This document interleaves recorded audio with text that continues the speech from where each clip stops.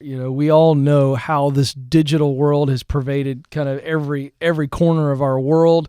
That's not a surprise to anybody. So really interested on your take on that. How did we get to this point where it's just all consuming? Well, it really snuck up on us. And so something I picked up on is that it wasn't really until the last, let's say, 2 years before people in general began to get uneasy about their relationship with technology. Before that, it was more of a period of exuberance.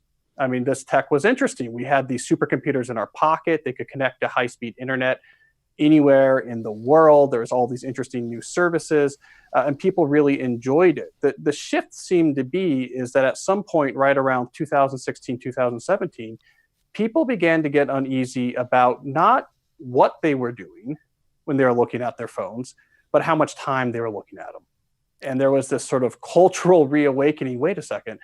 I looked at this thing for 6 hours today. I looked at this for 3 hours today. I'm looking at this when I'm with my friends. I'm looking at this when I'm with my kids. It was this sense of, I feel as if I'm losing some autonomy. I'm losing some control over what I spend my time on and what I care about. That began growing in the last couple of years. And I think before that, people were pretty okay with what was going with their tech. After that tipping point, I think people are starting to question, is my relationship actually all that healthy with these devices? Boy, that's such a powerful, stark example, because when you look at that 6 hours, to use your example, it wasn't coming in large chunks per se. It's these little nicks, which feeds into so much of what you write about. And that is this idea that I'm looking at it for 5 minutes here, I'm looking at it for 15 minutes over here, 2 minutes, 2 minutes. And you look at how unproductive you're becoming. It's truly shocking, isn't it? Well, it really is. And there's a real cost, first of all, to network switching, which is what neuroscientists call it when you actually take your attention and move it from one target to another. Our brain is not good at doing that. It takes a lot of resources. And so we're putting a cognitive drain on ourselves, both in work and outside of work, when we're constantly looking at these things. The other factor that's going on here is that, especially outside of work, this is somewhat new. The way that we used to use social media, the way we used to use our smartphones was much more batched. Maybe you would log onto your computer, you would go on the Facebook. So I'm going to go see what my friends are up to. There was actually a great re-engineering that occurred about 5 or 6 years ago, where the social media companies in particular were trying to figure out, how do we get people to look down at these screens more often? We have to get those numbers up. The only way to get our revenue numbers up is to convince people that they have to look at the screens all the time. And so these services were re-engineered to try to foster this new model of technology use, which I call the constant companion model, a model in which you look at your phone all the time.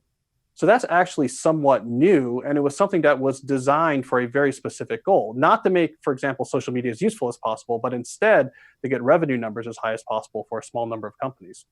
Okay, so we can't go any further. We got to understand the rules of the game if we're going to win in this game, and you just laid it out. But let's go deeper.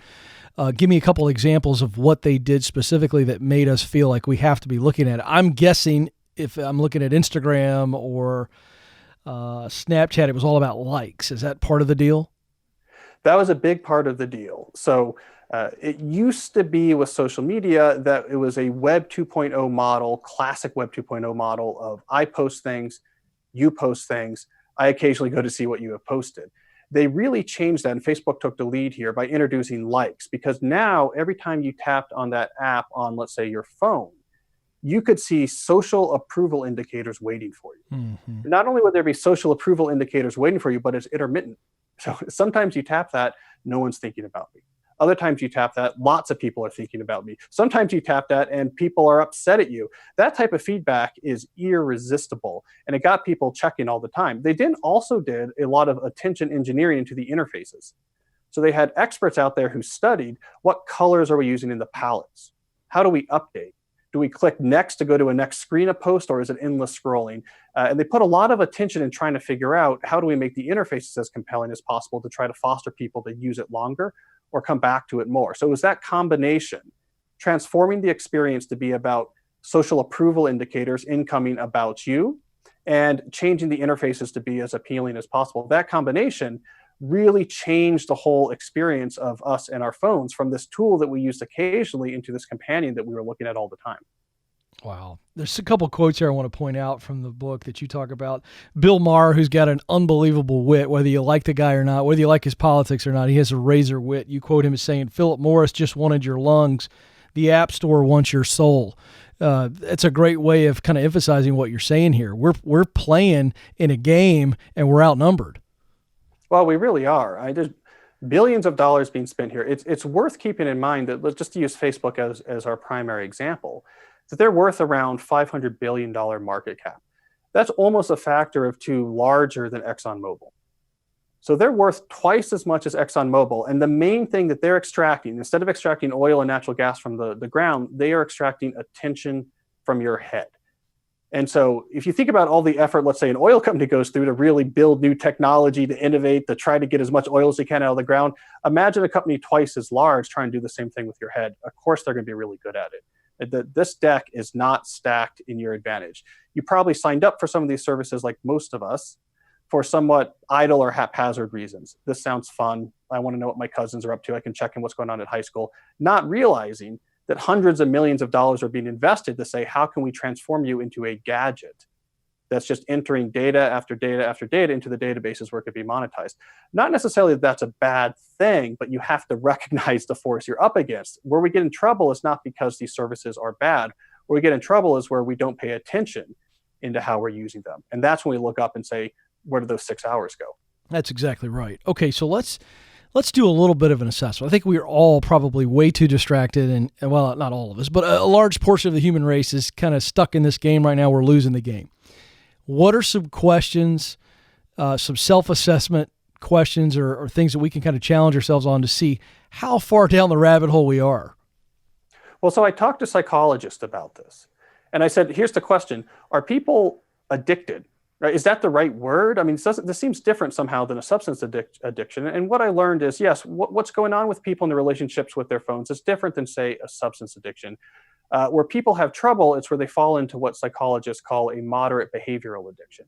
And the way you can assess whether or not you've fallen into a moderate behavioral addiction is if you are using the device more than you know is useful, more than you know is healthy, and to the exclusion of things you know are more important. So it's when it starts to negatively interfere with the quality of your life that you have crossed over a boundary from, this is something I deploy entirely for my advantage, into something that's actually starting to take advantage of me. So if you look up and say, you know what, it was bath time with my kids and I was looking at my phone and I was sort of ashamed of myself for doing that, or I'm at dinner with friends I haven't seen in a long time, and yet I have to keep glancing down at the phone to see if there's a message from another friend, and you're upset about that. You realize that's really not what you want to be doing.